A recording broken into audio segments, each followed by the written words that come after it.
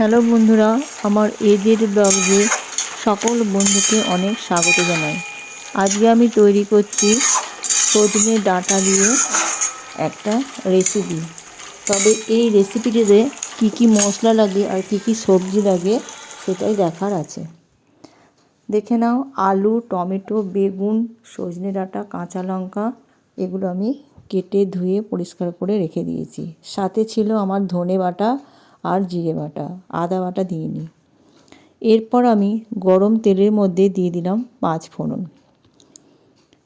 এরপর আমি আলুগুলোকে বেশ হালকা নেড়ে চেড়ে নেব, একটু হালকা লাল লাল করে। ভিডিওটি যদি ভালো লাগে তোমরা একটা করে লাইক করে দেবে। আলু ভাজাটা আমার হয়ে গেছে। এরপর দিয়ে দিলাম আমি সজনে ডাঁটাগুলো আমি ভালো করে একটু নেড়ে নেব। দিয়ে দিলাম বেগুনটা দিয়ে ভালো করে আর একটু নাড়ব। এই তরকারিটা বেশ কষিয়ে কষিয়ে নাড়ার ওপরে নির্ভর করে তরকারিটা সুন্দর।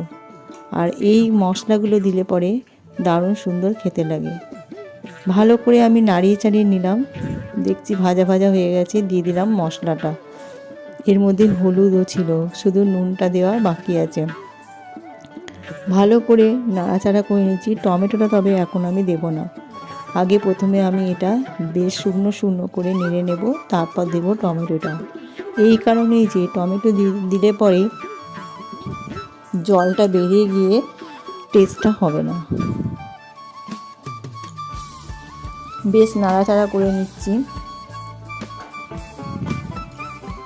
দিয়ে দিলাম নুন দিয়েও ভালো করে নাড়াচাড়া করে নেব সুন্দর করে।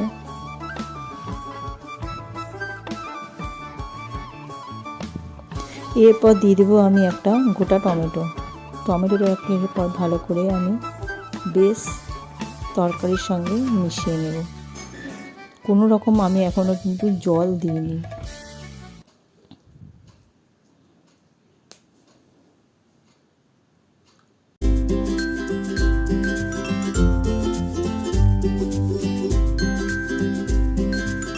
এরপর আমি একটা ঢাকা চাপা দিয়ে দিলাম, যাতে তরকারিটা খুব তাড়াতাড়ি করে সেদ্ধ হয়ে যায়। দেখছি বেশ ভালোই জলটা শুকিয়ে গেছে। তরকারিটা বেশ আমার নাড়াচাড়া করে শুকিয়ে নিয়েছি। এরপর আমি দিয়ে দেবো পরিমাণ মতো জল। তার আগে দিয়ে দিলাম অল্প একটু চিনি, যেহেতু নিরামিষ তরকারি সেজন্য মিষ্টিতে থাকলে তরকারিটা খুব সুন্দর লাগে। আবার ভালো করে আমি নাড়াচাড়া করে নিচ্ছি।